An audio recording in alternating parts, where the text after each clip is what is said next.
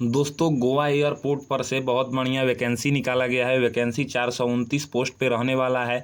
इस वैकेंसी में ना तो एग्ज़ाम होता है और ना ही कोई एक्स्ट्रा क्वालिफिकेशन मांगा जाता है। अगर आप सिंपली 10th पास हैं तो आपके लिए जो है ना एयरपोर्ट पे काम करने का बहुत बढ़िया सुनहरा मौका है। अगर हम बात करें कि वैकेंसी का फॉर्म कैसे भरना है, तो इसमें जो है ना ऑफलाइन तरीके से फॉर्म होता है। फॉर्म को A4 पेज पे प्रिंट करना होता है और भर के जो है ना आप जिस पोस्ट पे आवेदन देंगे उस पोस्ट का फॉर्म भर के आपको जो है ना लेके जाना होता है जहाँ पे एड्रेस दिया हुआ है। लेकिन इंटरव्यू कैसे होगा, फॉर्म को कैसे भरना है, पूरा प्रोसेस क्या है, इन सब पे मैं चर्चा करूंगा। दोस्तों मैं बता दूं कि इसमें जो वैकेंसी है वो काफ़ी बढ़िया 429 पोस्ट पे वैकेंसी है। 17/10/2024 को इसका नोटिफिकेशन निकाला गया है। अगर हम बात करें तो 24-25 को जो है ना इंटरव्यू है और 26-27-28 को, यानी कि 24 से लेकर 28 तक इंटरव्यू चलेगा। इंटरव्यू जो होगा द फ्लोरा ग्रैंड होटल में चलेगा। इसका है यहाँ पे एड्रेस लिखा हुआ है पूरा यहाँ पे। अगर हम बात करें पोस्ट का तो ड्यूटी मैनेजर में 4 वैकेंसी है, ड्यूटी ऑफिसर पैसेंजर में 3 वैकेंसी है, सुपरवाइजर रैंप मेंटेनेंस में 3 वैकेंसी है, जूनियर ऑफिसर कस्टमर सर्विस में 5 वैकेंसी है, जूनियर ऑफिसर टेक्निकल में 7 वैकेंसी है, जूनियर सुपरवाइजर रैंप मेंटेनेंस में 8 वैकेंसी है, सीनियर कस्टमर सर्विस एग्जीक्यूटिव में 27 वैकेंसी है, कस्टमर सर्विस एग्जीक्यूटिव में 57 वैकेंसी है, जूनियर कस्टमर सर्विस एग्जीक्यूटिव में 40 वैकेंसी है, सीनियर रैंप सर्विस एग्जीक्यूटिव में 4 वैकेंसी है, रैंप सर्विस एग्जीक्यूटिव में 18 वैकेंसी है, यूटिलिटी एजेंट कम रैंप ड्राइवर में 39 वैकेंसी है, हांडी मैन में 177 वैकेंसी है, हांडी ओमैन में 37 वैकेंसी है। हांडी मैन का ये मतलब हो गया ये मेल के लिए है 10वीं पास पे वैकेंसी, और हांडी ओमैन का मतलब हो गया ये फीमेल के लिए है 10वीं पास पे वैकेंसी। अगर हम बात करें तो अगर आप 1 नंबर से लेके और यहाँ तक यानी कि 9 नंबर तक के पोस्ट में आवेदन देंगे तो आप 24 या 25 के किसी एक डेट को आप इस एड्रेस पे जाके इंटरव्यू देंगे 9:30 से 12:30 बजे के बीच में। अगर आप जो है ना यहाँ पे रैंप सर्विस एग्जीक्यूटिव और senior ramp service executive, utility agent, ramp driver, handyman और हैंडी ओमैन में आवेदन दे रहे हैं तो आप 26, 27, 28 में से किसी एक तारीख को जो है ना यहाँ पे जाके आप इंटरव्यू देंगे। अगर हम बात करें तो बताया गया है कि इसमें जो है ना टर्म कॉन्ट्रैक्ट बेसिस का जो है ना यहाँ पे दबोलिमा एयरपोर्ट गोवा पे वैकेंसी निकाला गया है। 3 साल का कॉन्ट्रैक्ट है। Indian national male and female दोनों लोग इस वैकेंसी के लिए आवेदन कर सकते हैं। यहाँ पे आगे बात करें तो इसमें जो है ना बोला गया है कि इसमें कम्युनिकेशन स्किल आपका चेक होता है, यानी कि इंटरव्यू बेस पे सिलेक्शन होता है। सबसे पहला जो हमारा वैकेंसी है वो है ड्यूटी मैनेजर पैसेंजर। इसमें बोला गया है 45,000 रुपये का सैलरी दिया जाएगा। ग्रेजुएशन के साथ 16 साल का वर्क एक्सपीरियंस चाहिए।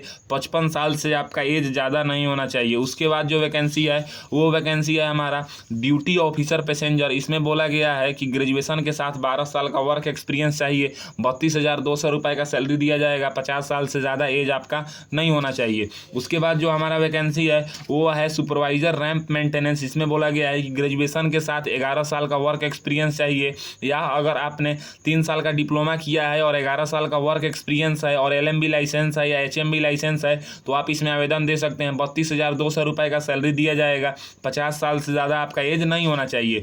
अगला जो हमारा वैकेंसी है वो है जूनियर ऑफिसर कस्टमर सर्विस। इसमें बोला गया है कि ग्रेजुएशन के साथ 3 साल का जो है ना आपके पास एक्सपीरियंस होना चाहिए और 29,760 रुपये का सैलरी दिया जाएगा। जनरल का एज 37 साल से ज़्यादा नहीं होना चाहिए। OBC का एज 40 साल से ज़्यादा नहीं होना चाहिए। SC ST का एज 42 साल से ज़्यादा नहीं होना चाहिए। अगला जो पोस्ट है जूनियर ऑफिसर टेक्निकल। इसमें बोला गया है कि अगर आपने जो है ना फुल टाइम बैचलर डिग्री किया है इंजीनियरिंग में कौन कौन से ब्रांच से, तो मैकेनिकल से, ऑटोमोबाइल से, प्रोडक्शन से, इलेक्ट्रिकल एंड इलेक्ट्रॉनिक्स से या इलेक्ट्रॉनिक्स एंड कम्युनिकेशन से, और आपके पास ड्राइविंग लाइसेंस है तो इसमें आवेदन आप दे सकते हैं। 29,760 रुपये का सैलरी दिया जाएगा। जनरल का एज 28 साल से ज़्यादा नहीं होना चाहिए। OBC का एज 31 साल से ज़्यादा नहीं होना चाहिए। SC ST का एज 33 साल से ज़्यादा नहीं होना चाहिए। अगला जो हमारा पोस्ट है वो है जूनियर सुपरवाइजर रैंप मेंटेनेंस। इसमें बोला गया है कि ग्रेजुएशन के साथ 7 साल का एक्सपीरियंस चाहिए। इसमें जो है ना, या अगर आपने ग्रेजुएशन के साथ 7 साल का वर्क एक्सपीरियंस नहीं है तो इसके साथ साथ अगर आपने 3 साल का डिप्लोमा किया है और 7 साल का वर्क एक्सपीरियंस है, डिप्लोमा अगर आपने इलेक्ट्रिकल हो गया, इलेक्ट्रॉनिक्स हो गया, ऑटोमोबाइल इन सब में किया है तो आप इसमें आवेदन दे सकते हैं। HMB लाइसेंस चाहिए। 29,760 रुपये का सैलरी है। जनरल का एज 35 साल से ज़्यादा नहीं होना चाहिए। OBC का एज जो है ना वो 38 साल से ज़्यादा नहीं होना चाहिए। SC ST का एज 40 साल से ज़्यादा नहीं होना चाहिए। अगला जो हमारा है वो है सीनियर कस्टमर सर्विस एग्जीक्यूटिव। इसमें बोला गया है कि ग्रेजुएशन अगर आपने पास किया है और PC पे वर्क करना जानते हैं तो आप जो है ना इसमें आवेदन दे सकते हैं। 26,010 रुपये का सैलरी है। जनरल का एज 33 साल से ज़्यादा नहीं होना चाहिए, ओबीसी का एज 33-36 साल से ज़्यादा नहीं होना चाहिए, SC ST का एज जो है वो 38 साल से ज़्यादा नहीं होना चाहिए। उसके बाद है हमारा कस्टमर सर्विस एग्जीक्यूटिव। इसमें काफ़ी बढ़िया वैकेंसी है। वैकेंसी जो है इसमें ये 57 पोस्ट पे वैकेंसी रखा गया है। बोला गया है कि ग्रेजुएशन आपको पास होना चाहिए और PC पे वर्क करने आना चाहिए, कम्युनिकेशन स्किल आपका बेहतर होना चाहिए, तो आप इसमें आवेदन दे सकते हैं। 24,960 रुपये का सैलरी दिया जाएगा। जनरल का एज 28 साल से ज़्यादा नहीं होना चाहिए, ओबीसी का एज 31 साल से ज़्यादा नहीं होना चाहिए, SC ST का एज जो है ना वो 33 साल से ज़्यादा नहीं होना चाहिए। अगला जो हमारा पोस्ट है वो है जूनियर कस्टमर सर्विस एग्जीक्यूटिव। इसमें इंटरमीडिएट पास मांगा गया है, PC पे वर्क करने आना चाहिए, 21,270 रुपये का सैलरी दिया जाएगा। बोला गया है कि जनरल का एज 28 साल से ज़्यादा नहीं होना चाहिए, SC ST का एज जो है ना वो 32 साल से ज़्यादा नहीं होना चाहिए, और जो है ना मतलब ओबीसी का एज 31 साल से ज़्यादा नहीं होना चाहिए। उसके बाद अगर हम बात करें तो बोला गया है कि देखिए नेचर ऑफ जॉब के बारे में सभी को बताया गया है। और यहाँ पे बात करें तो बताया गया है सीनियर रैंप सर्विस एग्जीक्यूटिव में। रैंप सर्विस एग्जीक्यूटिव जो वैकेंसी है ये डिप्लोमा पास कैंडिडेट्स के लिए है। अगर आपने 3 साल का डिप्लोमा किया है electrical, electronics, mechanical, automobile production में तो आप इसमें आवेदन दे सकते हैं, या अगर आपने ITI किया है तो आप इसमें आवेदन दे सकते हैं। लेकिन आपके पास HMB लाइसेंस होना चाहिए, यानी कि हेवी व्हीकल का लाइसेंस होना चाहिए। 26,010 रुपये का सैलरी दिया जाएगा। जनरल का एज जो है ना वो 32 साल से ज़्यादा नहीं होना चाहिए, ओबीसी का एज 35 साल से ज़्यादा नहीं होना चाहिए, SC ST का एज 37 साल से ज़्यादा नहीं होना चाहिए। अगला जो वैकेंसी है वो है रैंप सर्विस एग्जीक्यूटिव। इसमें बोला गया है कि आप जो है ना 3 साल का डिप्लोमा किया है और ड्राइविंग लाइसेंस आपके पास है तो आप इसमें आवेदन दे सकते हैं। 24,960 रुपये का सैलरी दिया जाएगा, यानी कि लगभग 25,000 का सैलरी इसमें रहेगा। जनरल का एज 28 साल से ज़्यादा नहीं होना चाहिए, ओबीसी का एज 31 साल से ज़्यादा नहीं होना चाहिए, SC ST का एज 33 साल से ज़्यादा नहीं होना चाहिए। अगला जो वैकेंसी है वो है हमारा यूटिलिटी एजेंट कम रैंप ड्राइवर, यानी कि ये ड्राइवर का वैकेंसी है। अगर हम बात करें तो बोला गया है कि 10वीं पास आपको होना चाहिए और इसमें जो है ना HMB लाइसेंस होना चाहिए। 21,270 रुपये का सैलरी दिया जाएगा। जनरल का एज 28 साल से ज़्यादा नहीं होना चाहिए, ओबीसी का एज 31 साल से ज़्यादा नहीं होना चाहिए, SC ST का एज 33 साल से ज़्यादा नहीं होना चाहिए। उसके बाद जो बात करें तो सबसे फेमस पोस्ट है जिसमें सबसे ज़्यादा कैंडिडेट्स अप्लाई करते हैं वो है हैंडीमैन या हैंडी वोमैन। बोला गया है कि आपको जो है ना ओनली 10th पास होना चाहिए, यानी कि 10th पास अगर आपने कर रखा है तो आप इसमें आवेदन दे सकते हैं, लेकिन आपको इंग्लिश पढ़ने आना चाहिए। और यहाँ पे बोला गया है कि 18,840 रुपये का सैलरी दिया जाएगा। जनरल का एज 28 साल से क्रॉस करना नहीं चाहिए और ओबीसी का एज 31 साल से ज़्यादा नहीं होना चाहिए, SC ST का एज 33 साल से ज़्यादा नहीं होना चाहिए। इसमें बोला गया है कि जो भी पोस्ट हैं उन पे आपको जो है ना केवल और केवल इंटरव्यू बेस पे सिलेक्शन होगा। अगर हम आगे बात करें तो आगे बताया गया है हाउ टू अप्लाई के बारे में। हाउ टू अप्लाई में लिखा गया है कि इसमें जो है ना 1 अक्टूबर 2024 के बाद का आपके पास जो है ना इससे पहले का डॉक्यूमेंट्स होना चाहिए, इसके बाद का डॉक्यूमेंट्स नहीं चलेगा। जैसे कि डिमांड ड्राफ्ट आपको बनवाना है वो AI airport services limited Mumbai के फेवर में आपको बनाना है 500 रुपये का। किनको बनाना है तो जनरल, OBC, EWS कैटेगरी वाले को, SC ST को और एक सर्विसमैन वाले को जो है ना डिमांड ड्राफ्ट नहीं पे करना है, यानी कि 500 रुपये का एप्लीकेशन फी पे नहीं करना है। उसके बाद यहाँ पे बोला गया है कि 3 महीने से ज़्यादा पुराना आप फोटो एप्लीकेशन फॉर्म पे नहीं चिपकाएंगे। जो भी आप लगाएंगे सर्टिफिकेट, यानी कि अपना रिजर्वेशन वाला सर्टिफिकेट, वो गवर्नमेंट ऑफ इंडिया के रूल के द्वारा बनवाया हुआ हो और वो स्टेट गवर्नमेंट का बनवाया हो नहीं चलेगा। और आगे बात करते हैं तो यहाँ पे जो है ना जनरल कंडीशन दिया हुआ है।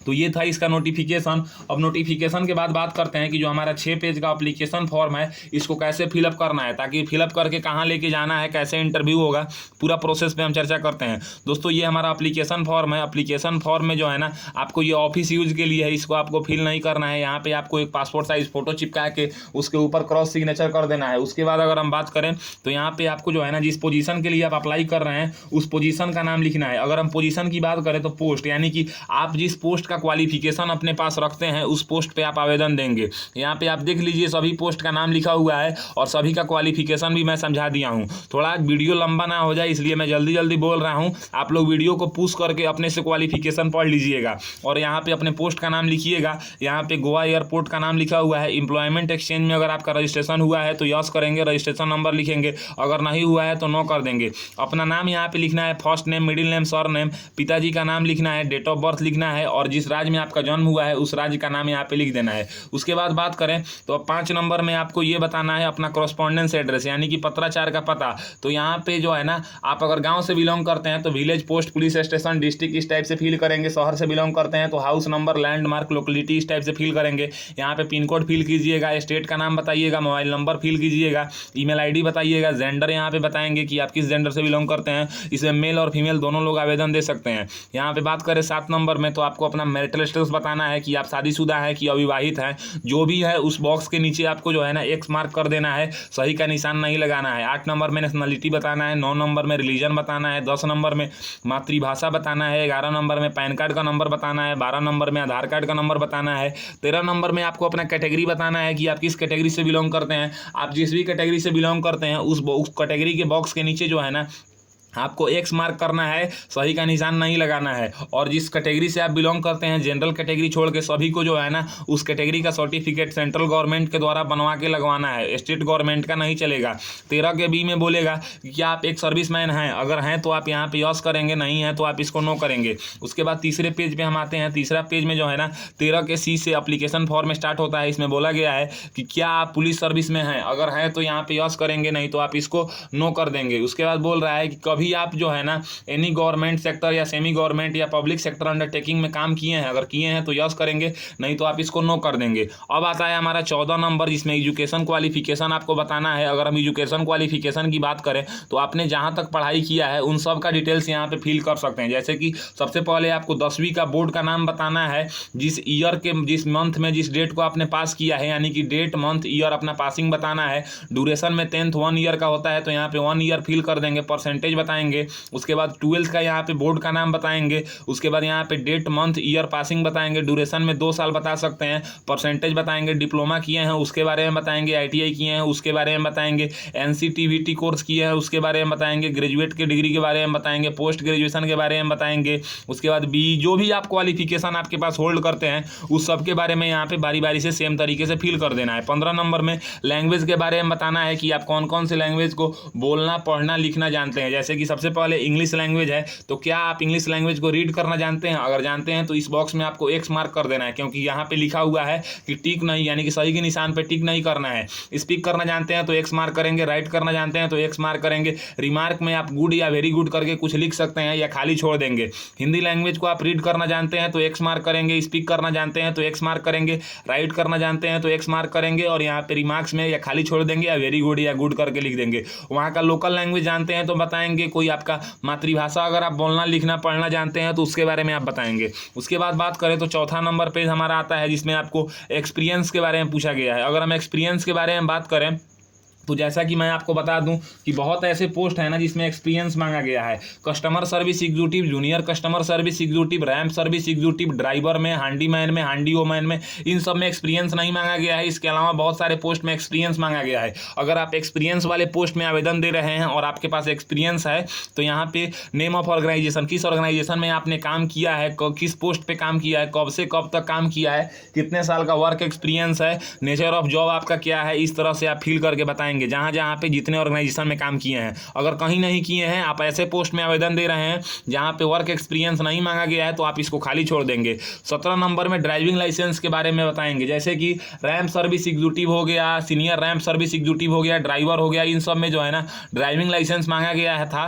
तो अगर आपके पास है तो आप यहाँ पे बताएंगे। अगर आप customer service executive, junior customer service executive या हैंडीमैन या हैंडी वोमैन में आवेदन दे रहे हैं तो ये सब फिल करने की कोई ज़रूरत नहीं है। अगर आपके पास है तो आप बता सकते हैं कि LMB लाइसेंस है कि HMB है, लाइसेंस नंबर क्या है, डेट ऑफ इशू क्या है, कब तक वैलिड है। उसके बाद जैसा कि मैं आप लोगों को बताया था कि जनरल OBC EWS कैटेगरी वाले को AI एयरपोर्ट सर्विसेज लिमिटेड के फेवर में 500 रुपये का डिमांड ड्राफ्ट बनवाना है, जो कि आपको पे करना है। तो यहाँ पे एड्रेस बताएंगे बैंक का जहाँ से आप बनवाए हैं, डेट ऑफ इशू बताएंगे, डिमांड ड्राफ्ट नंबर बताएंगे, और अमाउंट में यहाँ पे 500 रुपये रहेगा। अगर इससे जो इसके सिस्टर्स कंपनी है, इससे रिलेटेड कंपनी मतलब है, जैसे कि एक हो गया AI एयरपोर्ट सर्विसेज लिमिटेड, एक हो गया AI इंजीनियरिंग सर्विसेज लिमिटेड, इस तरह से 2-3 और कंपनी है। उसमें अगर आपका कोई रिलेटिव काम करता है तो उसका नाम बताएंगे, उसका डेस्टिनेशन बताएंगे, किस कंपनी में काम करता है, उससे आपका रिलेशन क्या है ये बताएंगे। अगर नहीं है तो आप इसको खाली छोड़ देंगे।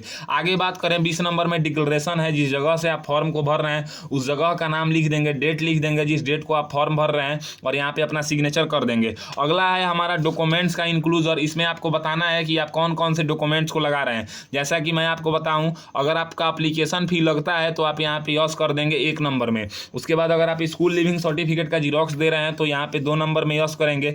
10th का मार्कशीट और सर्टिफिकेट दे रहे हैं तो 3 नंबर में यहाँ पे यस करेंगे। अगर जिसको आप नहीं दे रहे हैं उसको खाली छोड़ देंगे, उसमें यस नो करने की कोई ज़रूरत नहीं है। 12th के बारे में जानकारी दे रहे हैं तो यस करेंगे। फर्स्ट ईयर ग्रेजुएशन वाले 4 नंबर में यस करेंगे, दूसरे ईयर ग्रेजुएशन वाले 5 नंबर में यस करेंगे। इस तरीके से आपको फिल करना है। डिस्चार्ज सर्टिफिकेट फिल मतलब अगर है तो वो लगाएंगे, डिग्री सर्टिफिकेट है वो लगाएंगे, डिप्लोमा है वो लगाएंगे, अगर आप ITI किए हैं तो वो लगाएंगे, MBA किए हैं तो वो लगाएंगे, SC ST OBC वाले कास्ट सर्टिफिकेट लगाएंगे, एक सर्विसमैन वाले डिस्चार्ज सर्टिफिकेट लगाएंगे, एक्सपीरियंस जिनके पास है वो एक्सपीरियंस का जानकारी देंगे, डोमिसाइल सर्टिफिकेट सब किसी को लगाना है तो यहाँ पे यस कर देंगे, पैन कार्ड की कॉपी लगाना है तो यस कर देंगे, आधार कार्ड की कॉपी लगाना है तो यस कर देंगे, अगर आप PWS कैटेगरी से बिलोंग करते हैं तो यस कर देंगे, अगर आप ड्राइविंग लाइसेंस लगा रहे हैं तो यहाँ पे यस कर देंगे, पासपोर्ट लगा रहे हैं तो यहाँ पे यस कर देंगे। जरूरी नहीं है कि आपको सभी डॉक्यूमेंट्स लगाना है, लेकिन जो डॉक्यूमेंट्स आपके पास है, जिसका जानकारी आपने फिलअप किया है, उसका जीरोक्स आप करा लेंगे और जीरोक्स कराने के बाद सेल्फ अटेस्टेड कर देंगे, यानी कि जीरोक्स के नीचे आपको सिग्नेचर कर देना है और उस सब डॉक्यूमेंट्स का जीरोक्स आपको लेके और जो 6 पेज का एप्लीकेशन फॉर्म है उसके नीचे आपको पिनअप कर लेना है। और पिनअप करने के बाद आपको करना क्या है, तो मैं आपको जो जगह दिखा रहा हूँ, आप जिस पोस्ट के लिए आवेदन दिए हैं उस पोस्ट का यहाँ पे डेट देख लेंगे कि